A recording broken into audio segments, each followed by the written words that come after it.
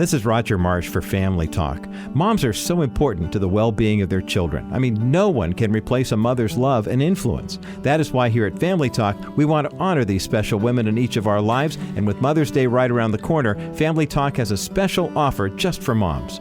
Visit drjamesdobson.org/moms for an exclusive broadcast CD featuring 3 popular programs dedicated to celebrating motherhood. Now, this offer is available for a limited time, and we'll be happy to send you a CD as our way of thanking you for your donation of any amount to Family Talk. Simply go to drjamesdobson.org/moms for more information. That's drjamesdobson.org/moms.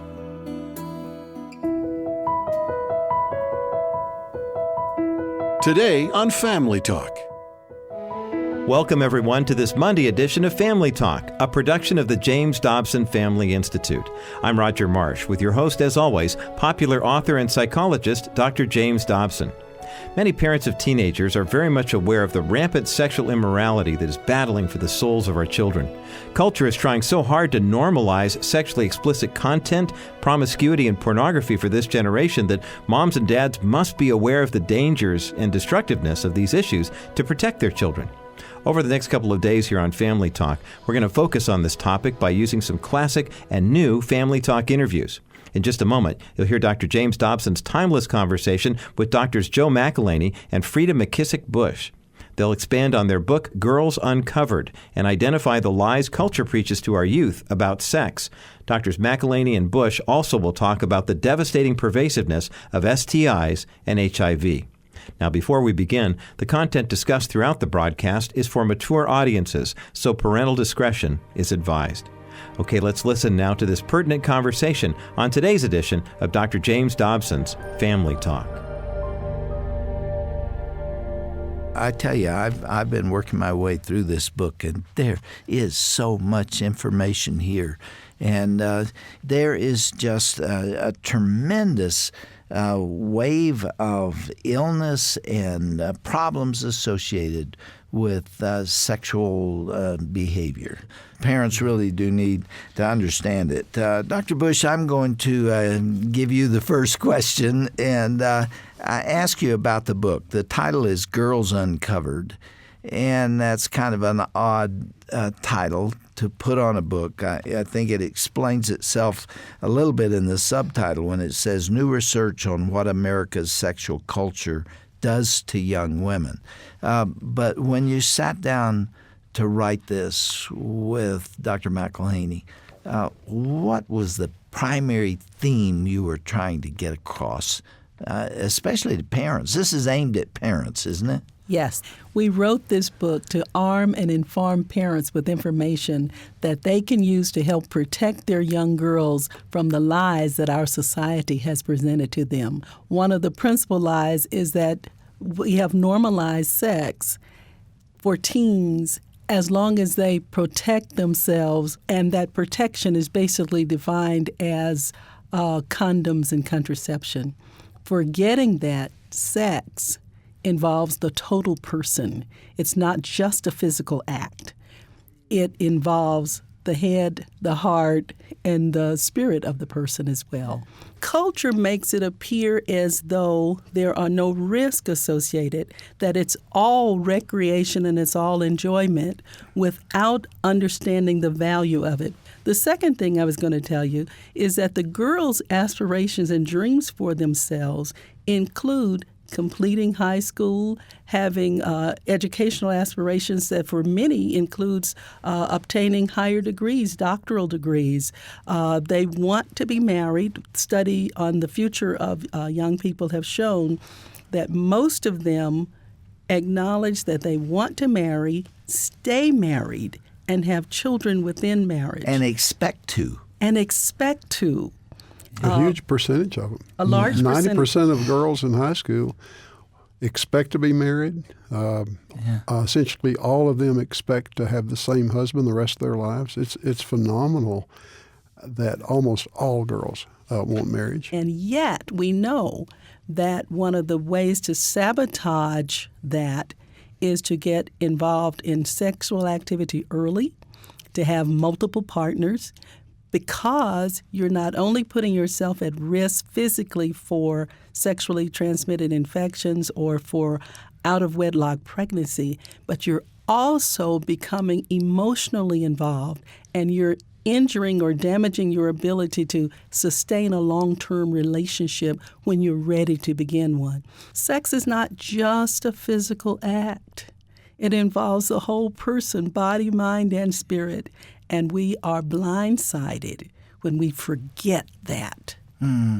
Boy, Joe, the hopes and dreams of young girls are being lost. The possibility of achieving what they really want, which is to be loved and be loved for a lifetime by one partner. That's right. That is undermined by what's happening in the culture today. Yeah, it really is. The Medical Institute's been accumulating data and information about this specific thing for a long time. And, for example, as far as the desire to be married, which 90% of the girls in high school want, and actually about 90% of college girls want too, the data clearly shows that if they cohabit before they marry, they're more likely to divorce than when they do get married. So they're undermining their whole future by the cohabitation, and there are more girls at that age around 20 who are cohabiting than there are who are married. So the movement in our society is in a direction that would undermine those desires that are so important to young women. Mm-hmm. That's really why we named this book Girls Uncovered. Well, describe that. What's the meaning of that title? What society's always done in the past has been to protect young women's sexuality, because it's so important to the tribe, for example, that their young women to be able to reproduce. Otherwise, the tribe would die out. And the same is certainly true for all of society. Western culture now is the first society that has abandoned that role of protecting the sexuality of their young women. And essentially, we are leaving girls uncovered, unprotected, naked, before the desires of guys, before their own inherent desires to be involved. So, like Freda was talking about, we all desire to be hugged and loved and to have sex, even most of us. And yet that desire and the future good potential in our lives for that is being destroyed by the way it's been distorted by Western culture and modern society. The level of immorality now compared with 20 years ago is what? Compared to 20 years ago, it's dramatically changed. I'll give a couple of statistics, and Freda may have some that just are still startling to me, but 70% of 18-year-olds have had oral sex. 50% of college kids have had oral sex in the past 30 days.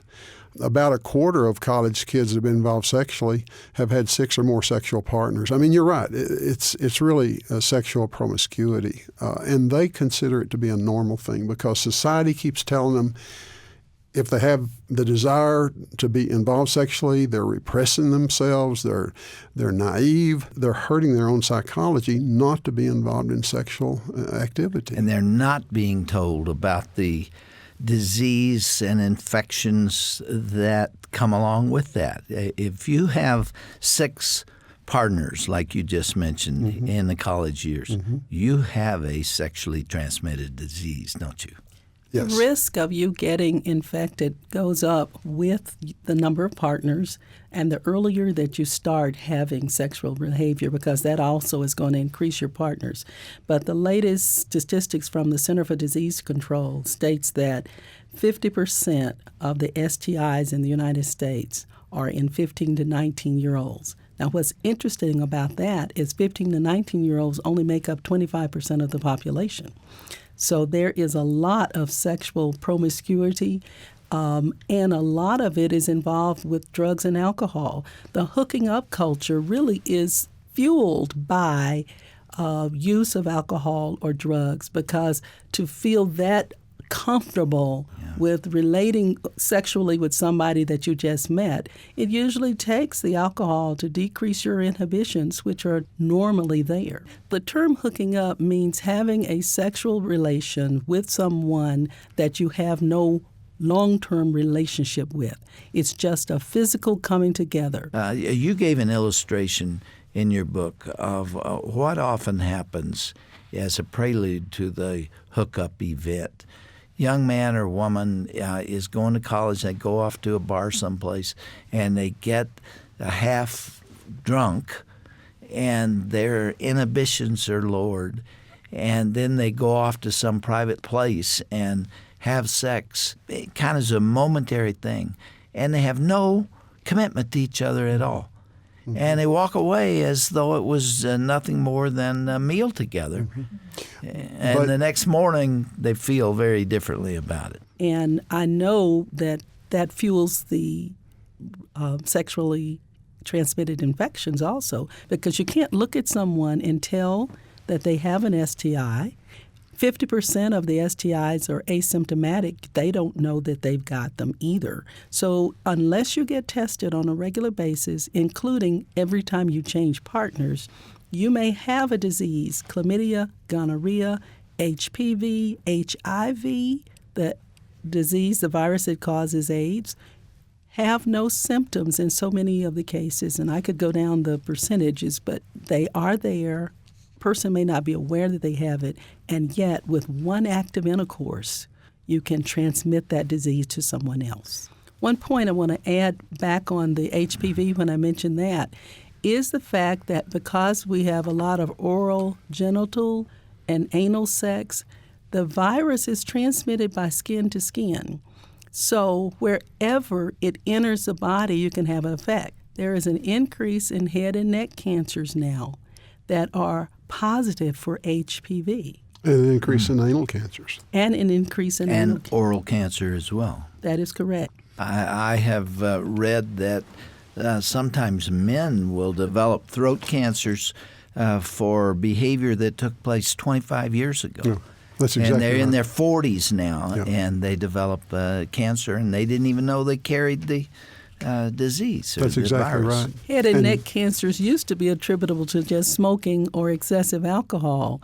But I did have a young lady in my practice that was 19 years old that was referred to me by an infectious disease physician because she was HIV positive. She had done a free screening at her local college, had a positive HIV test. In taking her sexual history, she had only had 2 partners in her lifetime. The first was her boyfriend in high school, who was HIV positive. The second was her husband, who was HIV negative. And you can best believe she wondered, if only I had waited. Mm. Dr. McIlhaney, one of your passions through the years is that schools and educational facilities are not warning young people of what's at stake here and not educating them about it, implying that if they are mature enough to make this decision, it's right for them, and they don't know what's at stake. That's right. Matter of fact, the thing that drove me out of practice to become involved full-time in this and leave my practice, which I loved, by the way. My practice was primarily in fertility, working with couples who couldn't get pregnant.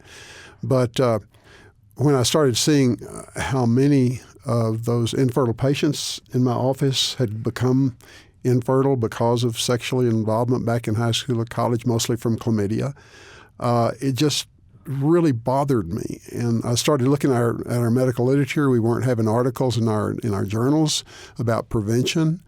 Even though the American Society for Reproductive Medicine said that the most common reason for a woman to be infertile was sexually transmitted disease, we still weren't having research studies reported and done to prevent it. I just felt it was so unfair that young women not be told that their sexual involvement back in high school or college could hurt them. And as a matter of fact, this was back in the 80s, almost all the sex ed programs were saying, just use condoms and you're fine. 98% prevention, if you use your condoms, you're okay, just like Freda was saying earlier. We knew that wasn't true. As a matter of fact, the Texas Department of Health criticized us for saying that condoms were not that effective. And yet the data since that time has proven that we were right and that the Texas Department of Health and other health departments were wrong about what they were saying. Have they admitted that? No. They still don't tell the truth. They still are not actively teaching how much condoms fail. They still are saying kids are going to have sex. The best we can do for them is give them condoms. And this is part of what we're saying about the fact that our society is not giving good guidance. It's leaving our girls susceptible to the diseases.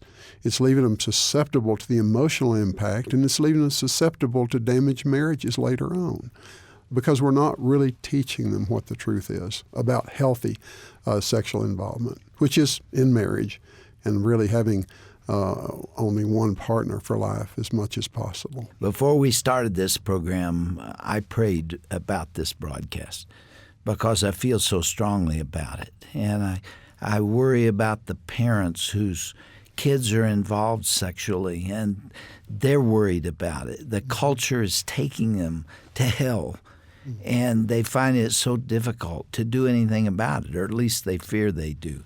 This book can help. And in my prayer, I said, Lord, frankly, the challenge of this interview, and I hope it will continue next time, is there is so much in here. How do we get this across to parents? I mean, the statistics that you have in here are shocking and alarming. You almost want to reach through these microphones and grab people by the shirts and say, listen to us. This is critically important. The future, the hopes and dreams of your girls and boys, but especially girls, because they pay the biggest price for immorality and for the behavior that you're talking about here. Think of a 17 or 18 or 19 or 20-year-old girl who hasn't really tasted life at all, and marriage is probably in her future, or at least she hopes it is, and that's going to change everything. That's right. What's the percentage of girls that have a sexually transmitted infection of any kind?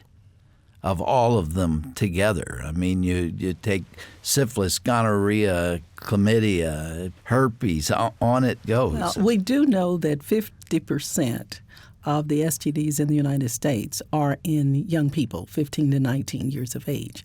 So I'm not sure how they would extrapolate into a girl, but I can tell you that one of the fastest growing HIV-infected age groups is also 15 to 24-year-olds. So some of the diseases don't have symptoms, and you can cure them. Some of them you cannot. About 20% of Americans have herpes infection. 10% of sexually active teens are infected with chlamydia. About 50% of sexually active people are infected with human papillomavirus. So you really could say almost all young people who have had sex with more than one or two partners are infected with a sexually transmitted infection of some type. It will happen to you. Essentially. Right? I mean, if you sleep around just a little bit, it will happen, and you'll find yourself with one or more infections. Yeah. Well, what this means, in effect, is there's not only misinformation out there, but there are lies. We can talk about there. what the media says and all right, tell me, what are the lies? What are the myths? Let's call them myths. Let's start off with the first one that Freda was bringing up, and that is that condoms will protect. The chairman of our board for many years was a guy named Dr. Tom Fitch, a pediatrician in San Antonio. Great friend. And he's a great friend of all of us. And matter of fact, we call him the condom king. His wife doesn't like that very much. But he really is. He knows more about condoms than anybody in the world, literally. And it just drives him nuts when he sees in the media that the statement that condoms protect, because they do not protect. They may reduce the risk for someone if they will use the condoms consistently and correctly, which is mostly a lab thing. The second lie, and they are lies really, and that is that all a girl has to do is use contraception and it'll keep her from getting pregnant. Even for married couples using birth control pills on a regular basis, there is about a 6% per year pregnancy rate using birth control pills. Now, teens don't use them nearly as well as married women do. Then there's the lie that these things really won't hurt. And I think that's one of the worst lies, because they hurt not only, as we've talked about with sexually transmitted disease, they hurt with out-of-wedlock pregnancy. And one that we haven't talked about yet, but I think we probably will before this is over, is how they hurt the emotions of the young person.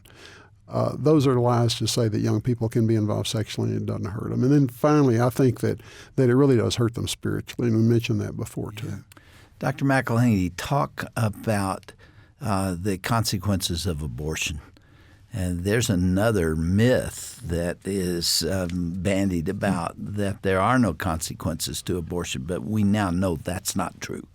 Yeah, I think you're familiar with an organization called the American Association of Pro-Life OB-GYNs. About abortion, that organization is very much like the Medical Institute is about sexually transmitted disease, pregnancy, and all these other things. They have the best data out there.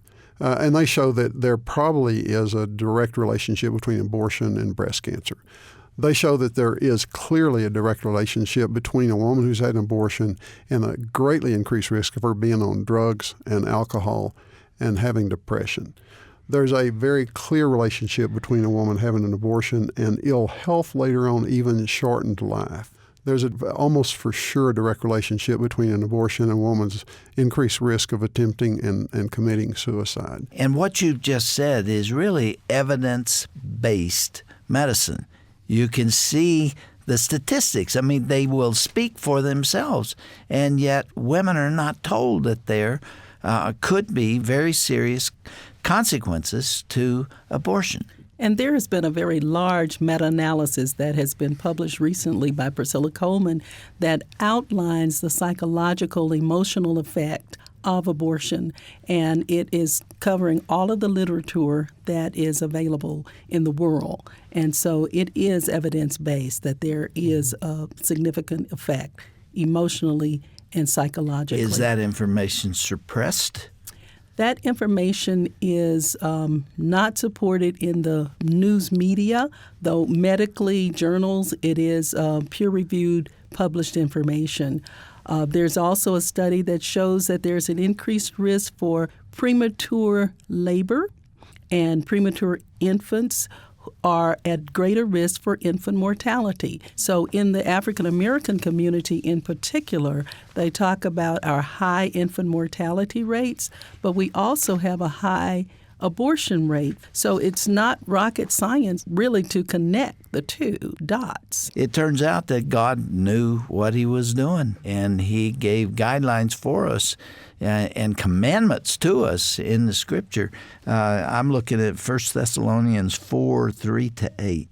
It is God's will that you should be sanctified, that you should avoid sexual immorality, that each of you should learn to control his own body in a way that is holy and honorable, not in passionate lust like the heathen who do not know God, and that in this matter no one should wrong his brother or take advantage of him. The Lord will punish men for such sins, as we have already told you and warned you. For God did not call us to be impure, but to live a holy life.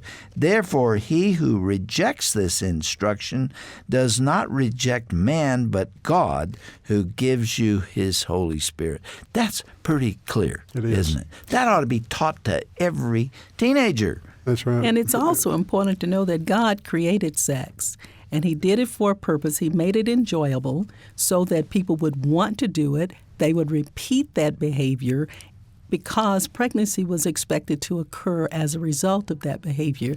And it would also attach or bond the two people, the mother and the father, together to take care of the children that were the offsprings of that act. Yeah. So he made it enjoyable. He made you want to repeat it so you would get pregnant and take care of the children, and the society would continue. So he designed it, he commanded it, but he gave you the ability to do it and to do it well. And within the context of marriage.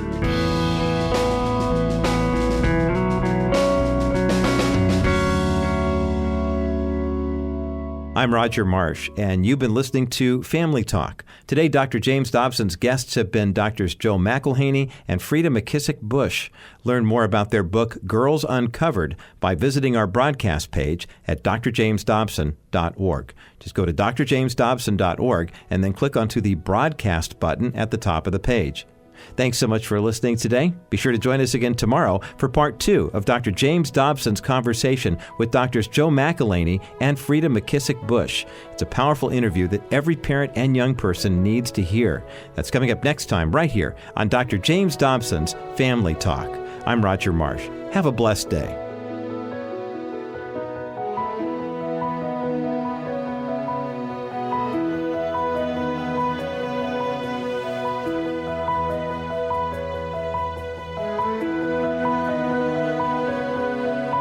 This has been a presentation of the Dr. James Dobson Family Institute. This is James Dobson again. Before we go, I'd like to remind you that Family Talk is a listener-supported program. If you've enjoyed this broadcast, we'd appreciate your helping to keep us on the air. As you know, we talk about everything from religious liberty to the sanctity of human life and raising boys and girls, among others. These are the passions of our hearts, and I hope they are for you too. Thank you so much for listening and for being part of this ministry. For more information, go to drjamesdobson.org.